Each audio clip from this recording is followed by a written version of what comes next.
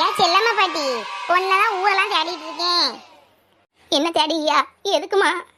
ஏன் பாட்டி, என் வீட்டுக்காரனுக்கு ஒரே லூஸ் மோசனு. கடையில் மாத்திரை மருந்து எல்லாம் வாங்கி கொடுத்தாச்சு, ஒன்றுலையும் நிற்க மாட்டேக்கு, கேட்க மாட்டேக்கு. அதான் நீ ஏதாவது பாட்டி வச்சு வச்சிருப்பியே, அதான் உன்ட்ட கேட்க வந்தேன். வயிற்றுல உள்ள கழிவு போகிறது நல்லது தானம்மா. அது விடாமல் போயிட்டு இருந்தா மனசை டயர்டாக இல்லை பாட்டி கிடக்காரு. அதுக்கு ஒரு வழியை சொல்லு.